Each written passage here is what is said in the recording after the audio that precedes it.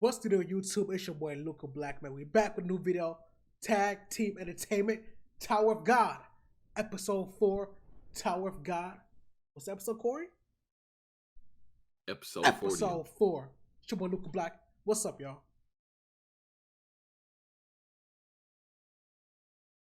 Oh, you done? I thought you was gonna keep talking, nigga. All right, what to do? You already know it's your boy JP the Beast, so well, also known as Divine and Holy Boudoir. Shout out to the Boudoir clan. They got old Boudoir, new Boudoir, third Boudoir, great Boudoir. Shout out to the Boudoir clan. They don't even know what the deal is. Also known as DJ Minnie Lemonade. That's it. Tower of God, Episode 4, man. Let's talk about it. It's a review. The episode starts off with that jumpsuit nigga, Shibisu, won the crown from Annak. Because last episode, she fucked them niggas up, took the crown, and sat on that throne, huh? Shibisu like, nah, fuck that. You know what? I'm kind of weak. Y'all should be the ones to both defend me.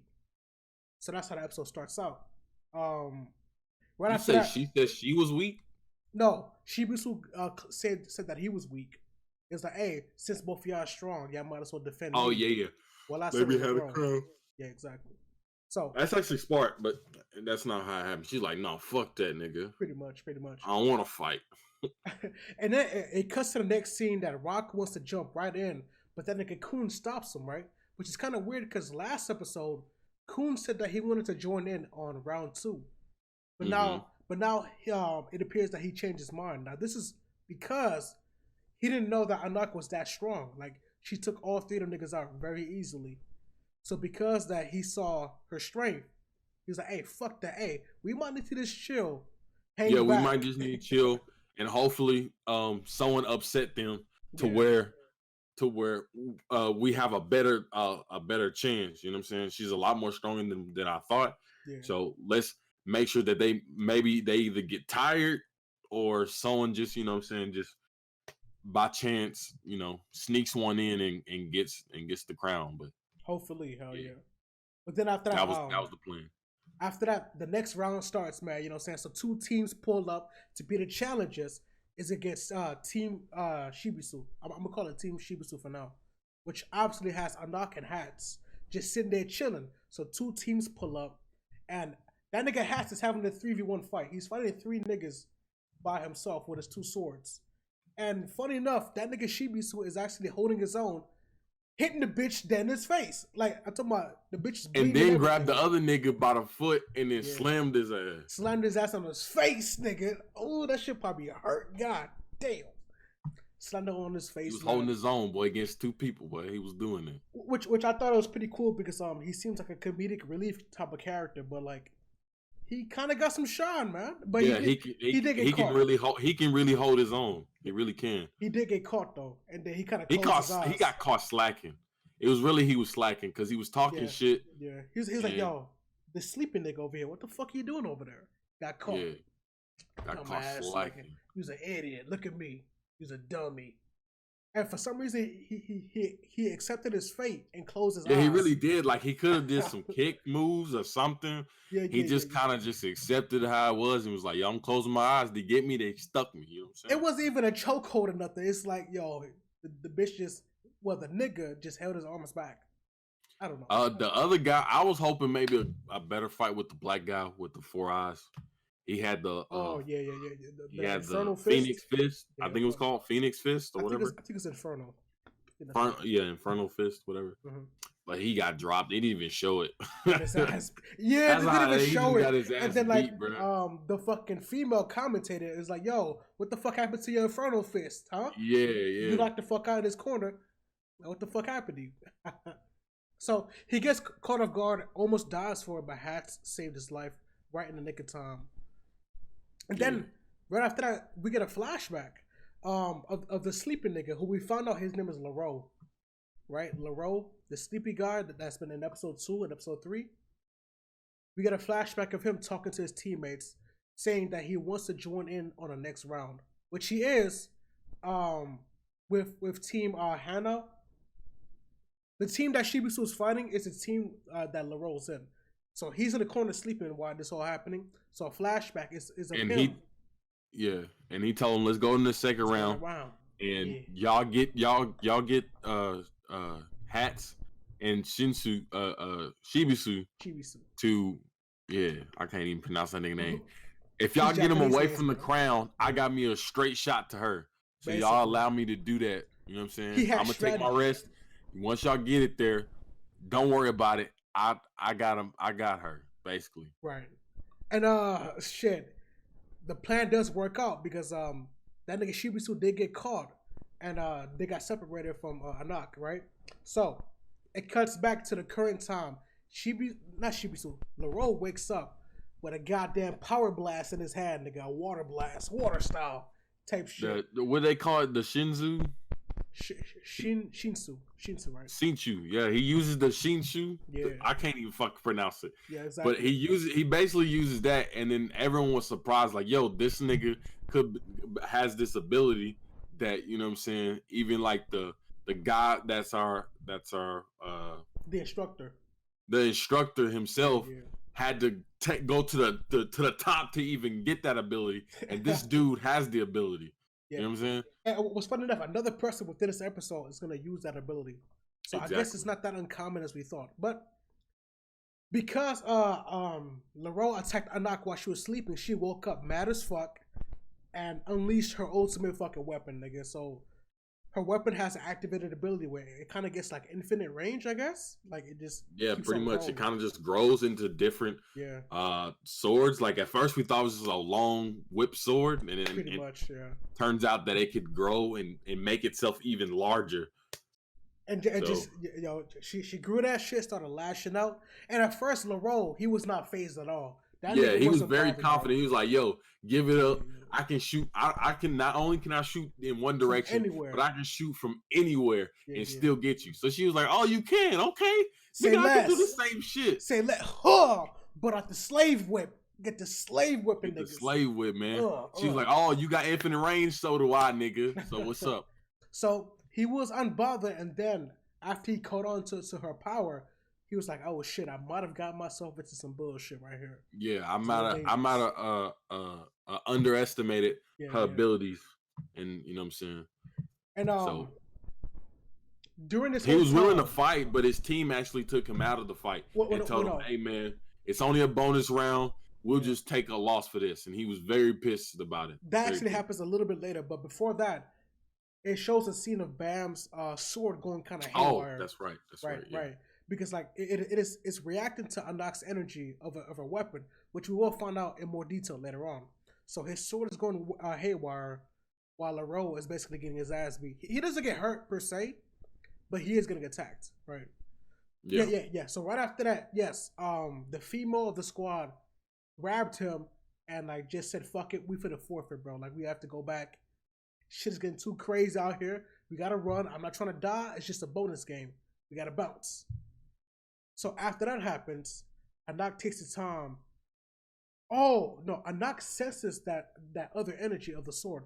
Annak senses because her sword reacted to it. Basically, he's like, "Yo, what the fuck is that energy coming from?" She turned around and saw that it's coming from Bam.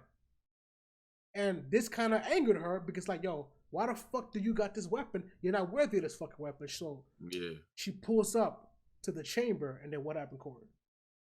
Well, she basically blows the fucking chamber up and walks inside the chamber. Is like, "Yo, nigga, run me your fucking Black March."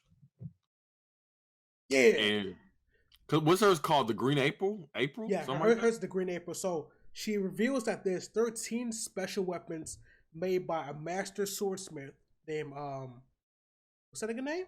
Ashul Edward or something like that.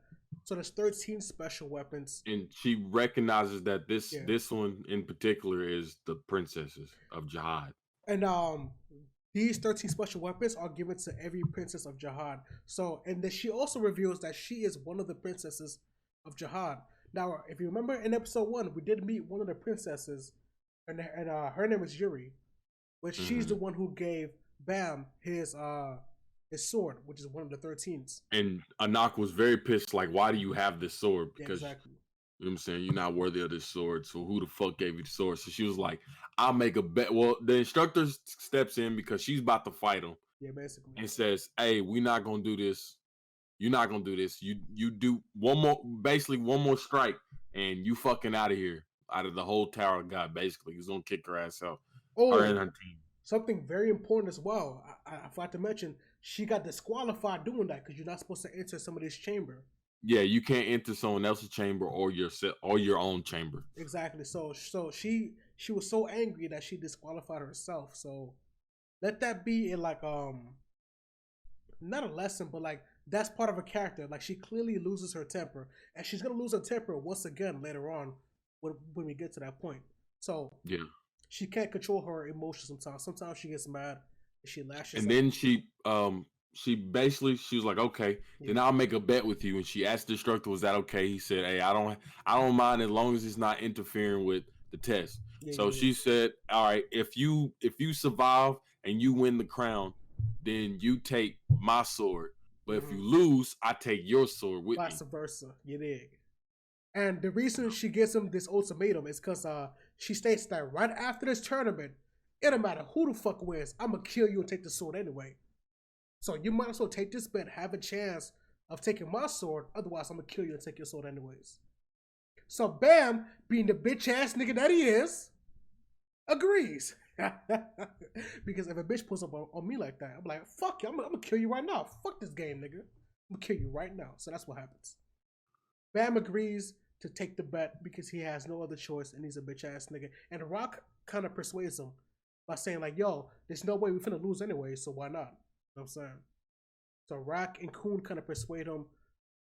He was gonna give up the sword anyways because the sword is something special to him because Yuri gave it to him and he feels like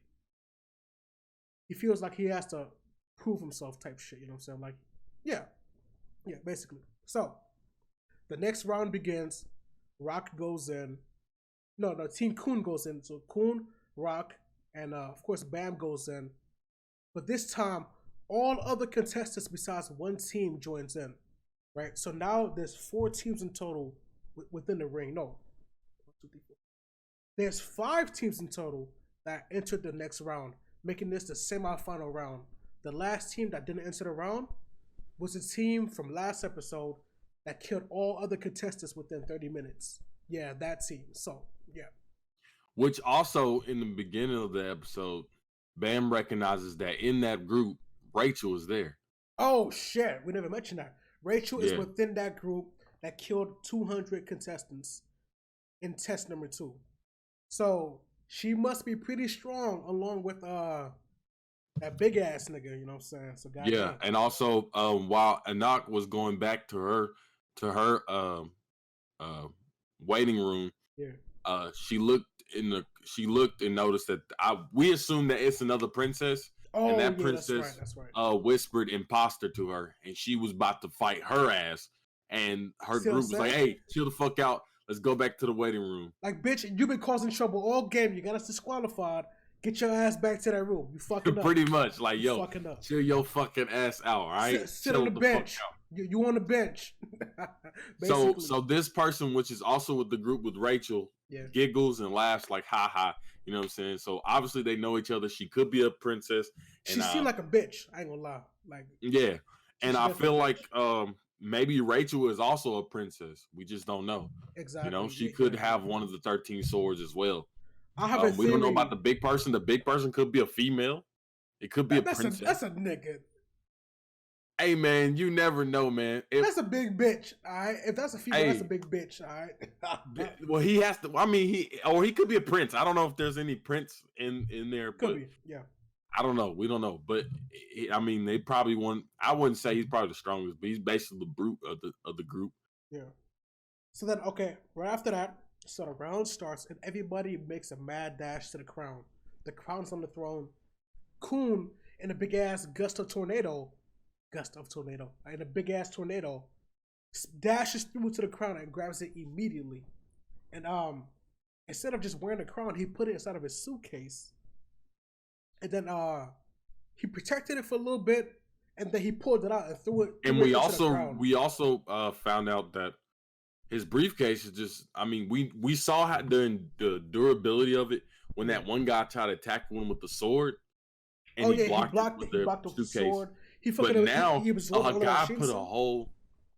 a guy put like his it was like some like black goo guy like put his whole body into it and it just ate it. Oh And yeah, then yeah, that's right, that's right. that one lady who we found out also uses what Leroy used Shinsu. use her wand and threw one of the energy waves at him, and he basically opened his suitcase and it absorbed it. So we're like, what the fuck? So basically, that's like the ultimate defense. Like, what the fuck is that suitcase, my nigga? Yeah, what is that suitcase? Like, goddamn, it eats things and it fucking block everything.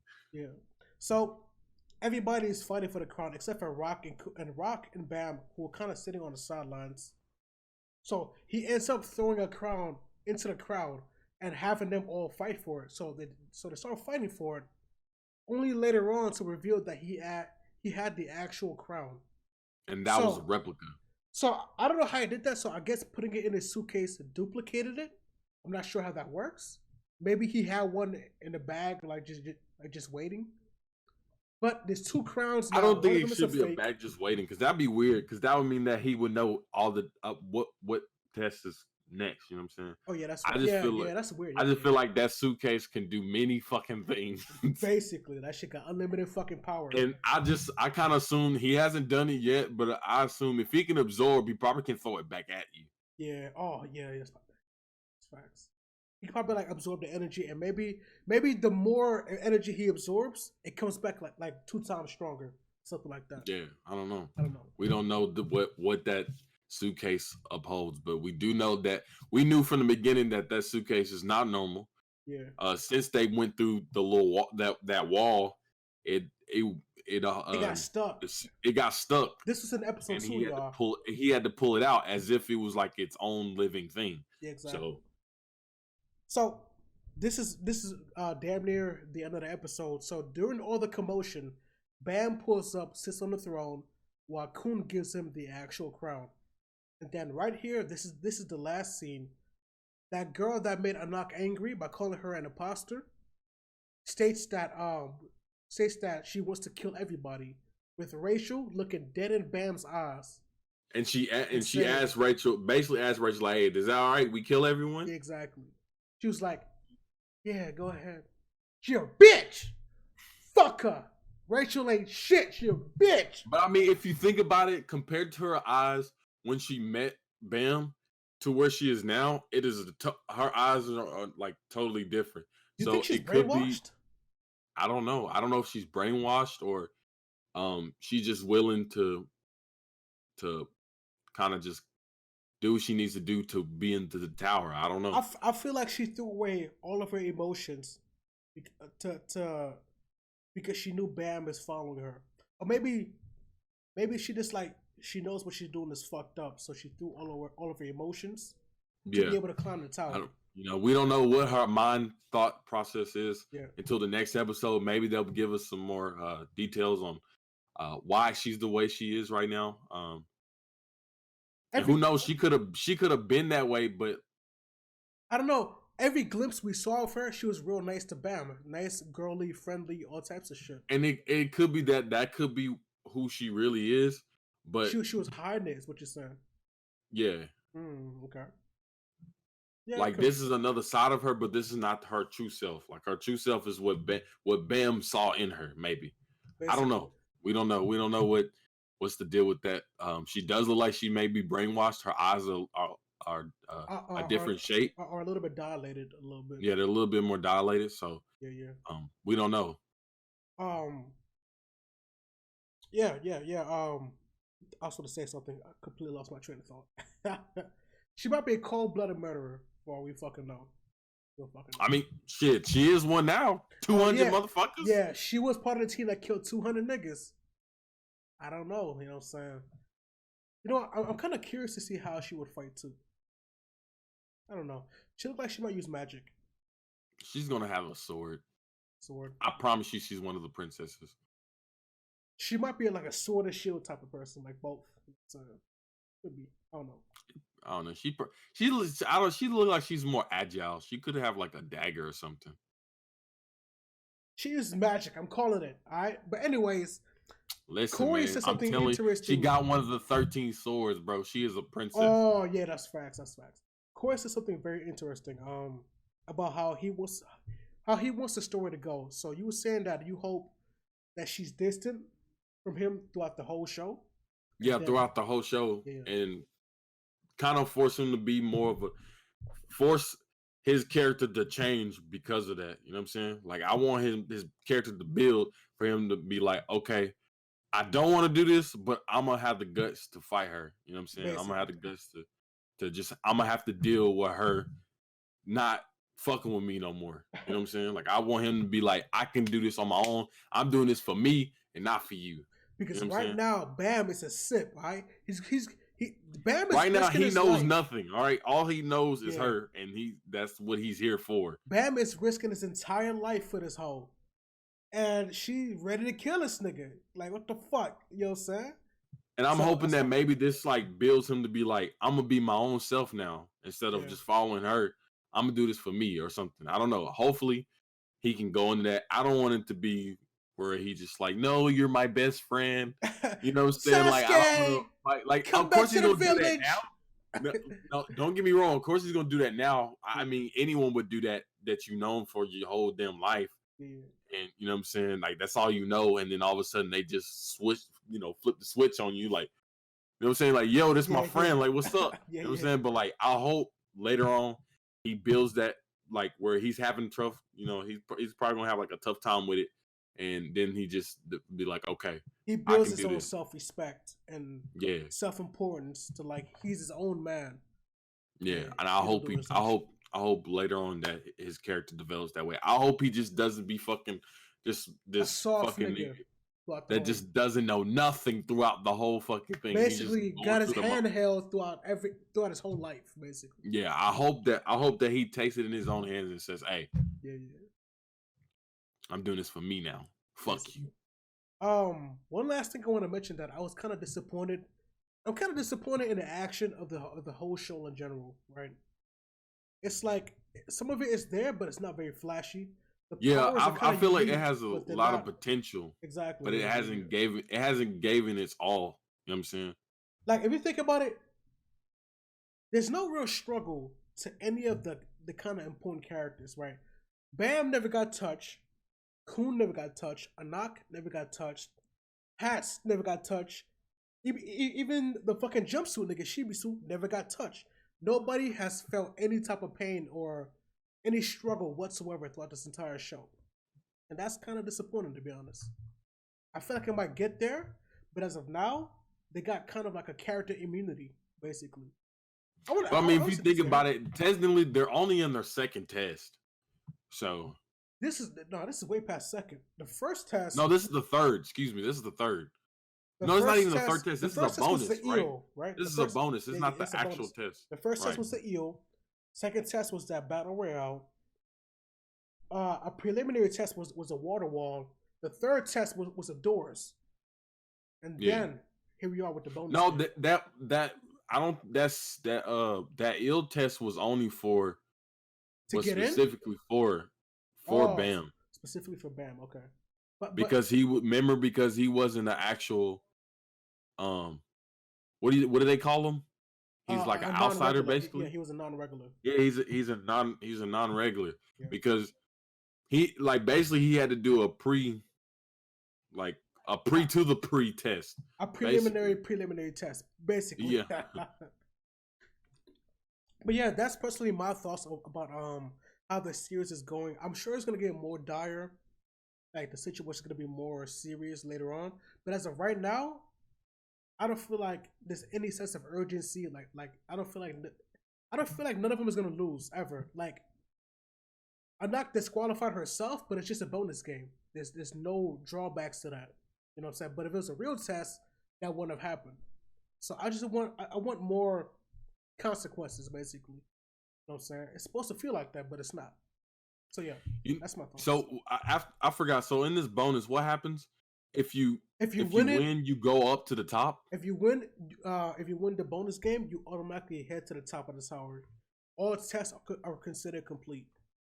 And then everyone else has to basically go through those tests. Yeah, exactly. Yeah. So there's no. You know what's probably going to happen? They're probably going to. This is just my prediction. They're probably going to lose. Yeah, they're going to have to Because that just defeat the purpose of the whole fucking. Because if Bam wins the bet, then that would mean that he won the game. But that would mean that he's now of Tower of God, right? But I would say that's not going to happen on episode 4, episode 5. I mean, so I think he's going to lose, but maybe like everybody's going to lose type thing. So we all lose. Yeah, I don't know how they're going to do that. Where, I mean, he can't lose the bet either. So I don't know. I don't know how they're going to do that. I don't know. Maybe he wins, but something happens where they say, "Hey, you can't," or what? I don't know. We'll have to see. Well, that's about it for me, man. That's all my thoughts. You got anything you want to say? No, that's my thoughts too, man. That's all I got.